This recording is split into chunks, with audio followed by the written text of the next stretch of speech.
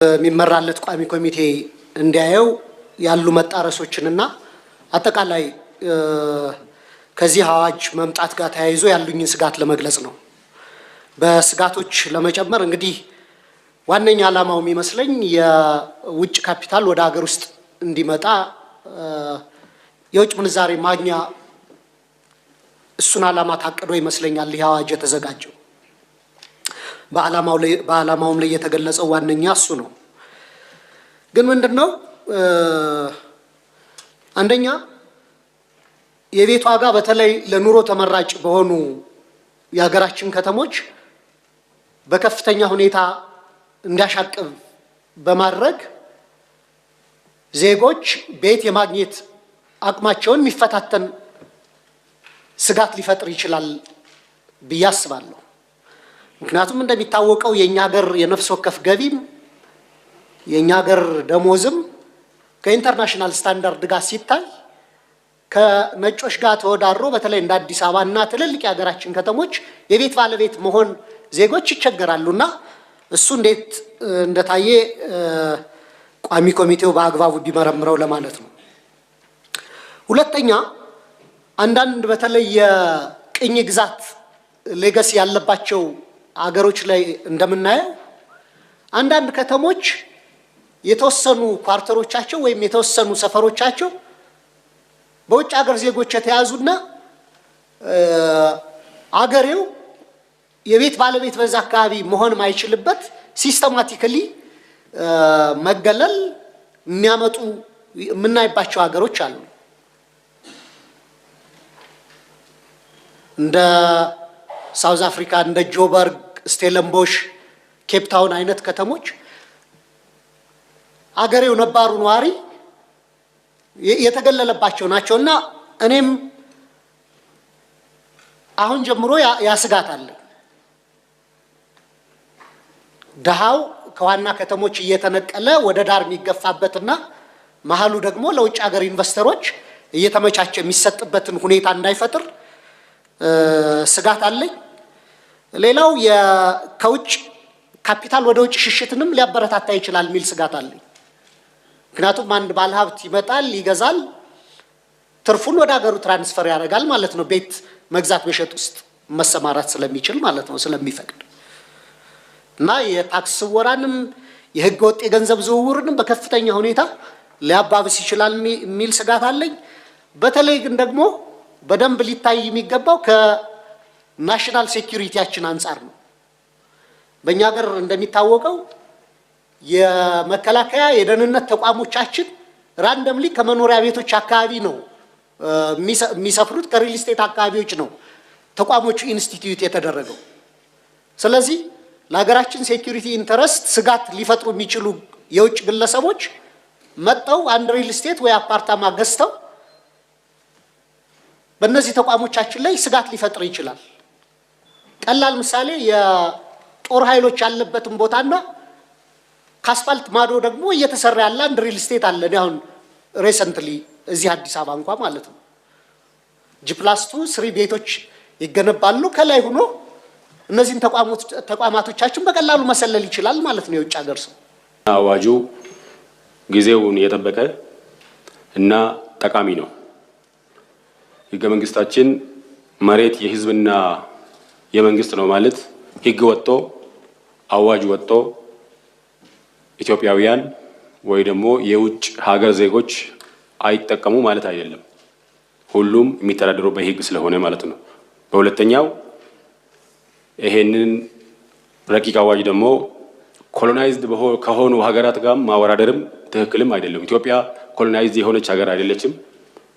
ካሉት ሀገራት ነፃ የሆነች ራሷን ያስከበረች ሀገር ስለሆነች እንደ ሳውዝ አፍሪካም ሌሎች ሀገሮች ኬንያም መውሰድ አንችልም ማለት ነው። ይሄ በአዲስ ህግ ኢትዮጵያ ወደ ብልጽግና በምትሄድ ወቅት ላይ የመጣ አዋጅ ስለሆነ ነው እና አዋጁ አንድ የውጭ ሀገር ዜጎች እና ባለሀብቶች እምነት እንዲያገኙ ያደርጋል ማለት ነው።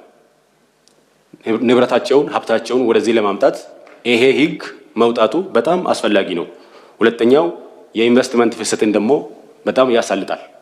በሶስተኛ አሁን እንደ ችግር የምናወራው የመኖሪያ ቤት ችግርም ሚዛኑ እንዲጠብቅ ያደርጋል ማለት ነው። ብዙ ሪል ስቴቶችም እንዲገነቡ ስለሚያደርግ፣ በሌላኛው ደግሞ የስራ ዕድልም ያመጣል።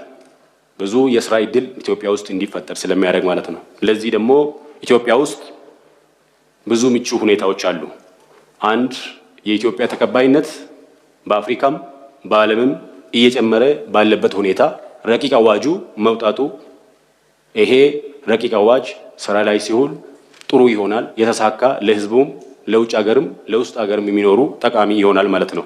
በሌላው በኩል ደግሞ ኢትዮጵያ በአሁኑ ጊዜ ከተወሰነ ወራት በኋላ የኢትዮጵያ ሬኔሳንስ ደም አባይ ስለሚመረቅ የኃይል አቅርቦት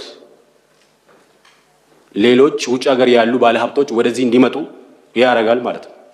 ይሄ ሳቢ ሁኔታ ነው። በሶስተኛው የህዝቡ ፍላጎት ራሱ የመንግስት ቁርጠኝነት አዋጁ መውጣቱ ኢትዮጵያ ወደ ከተማይነት የኮሪደር ዴቨሎፕመንቱ እና የውጭ ሀገር ባንኮች ደግሞ ወደፊት ወደ ኢትዮጵያ ስለሚመጡ ለዛ ዜጎች ያስፈልጋል ማለት ነው። ህገ መንግስታችን አንቀጽ 40 መሬት የኢትዮጵያ ህዝቦች የጋራ ንብረት እንደሆነ እንደማይሸጥ እንደማይለወጥ ይደነግጋል። አሁን ደግሞ እያልን ያለነው መሬት የውጭ ባለ ሀብቶችም የውጭ ዜጎችም ነው እያልን ነው። አንደኛ። ሁለተኛ የጋራ ንብረት ሳይሆን የግለሰቦችም ነው እያልን ነው። ሶስተኛ ደግሞ መሸጥ መለወጥም እንደሚችል እየደነገግን ስለሆነ በእነዚህ ሶስት ሁኔታዎች ምክንያት ህገ መንግስታችን ጋር የሚጣረስ አዋጅ እያወጣን እንዳይሆን እሰጋለሁ። በሁለተኛ የማነሳው ነገር በአሁኑ ሰዓት በሀብታሞችና በድሃዎች መካከል ያለው ልዩነት ከፍ ያለበት ሁኔታ ነው ያለው።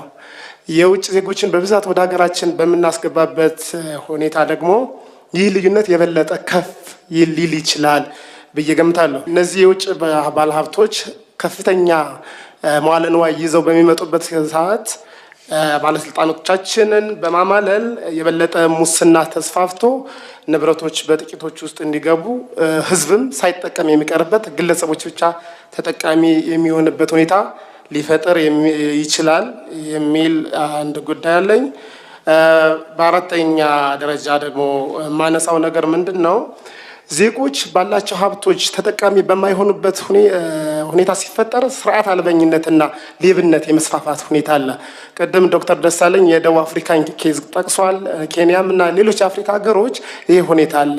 ዜጎቻቸው የሀገራቸው መሬትና ሀብት ተጠቃሚ ስላልሆኑ በከፍተኛ ደረጃ ሌብነትና ስርዓተኛ አልበኝነት በእነዚህ ሀገሮች ይታያል። ስለዚህ ኢትዮጵያ ውስጥም የአይነት ሁኔታ እንዳይፈጠር ስጋት አለ። 10 ንዑስ አንቀጽ 4 ላይ የውጭ ሀገር ዜጎች የማይንቀሳቀስ ንብረት ለማፍራት በሀገር ውስጥ ፋይናንስ ብድር መበደር እንደማይችሉ ደንግጓል።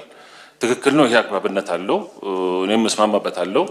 የመጀመሪያ ኢኒሻል ኢንቨስትመንት ላይ ሊሆን ይችላል። ግን ከዛ በኋላ ይህ የውጭ ዜጋ ኢንቨስት ካረገ በኋላ ኢትዮጵያ ላይ በሚኖሩበት ጊዜ 2 ዓመትም 3 ዓመትም ከዛ በኋላ ቀጣይ ማስፋፊያ ፕሮጀክት ከፈለገ ወይንም ምናልባት ከኢትዮጵያውያን ጋር በጋራ በህብረት የሚሰራ ከሆነ ይገድበዋል ማለት ነው፣ ያጠበዋል ማለት ነው። እና የኢንቨስተሮችን ፍላጎትና የነሱንም ልብ ትርታ ወይንም እንቅስቃሴያቸውን ሊገድብ እንዳይሆን ሙሉ በሙሉ ከሚዘጋ ልዩ በሆነ ሁኔታ ብድር የሚያገኙበት ምናልባት የሚፈቀድበት ሁኔታ ካለ አይዶን ነው። የሌሎች ሀገራት በደንብ ታይቶ በተለይ ከኢትዮጵያውያን ጋር በሽርክና የሚሰሩ ከሆነ ይህን ብድር እንዳያገኙ ስለሚዘጋባቸው በአዋጅ እዚህ ጋር ካሰር ነው ሊያስቸግር ስለሚችል እኔ አላውቀውም። ቋሚ ኮሚቴው በዝርዝር ቢያየው የሚል ሀሳብ አለኝ።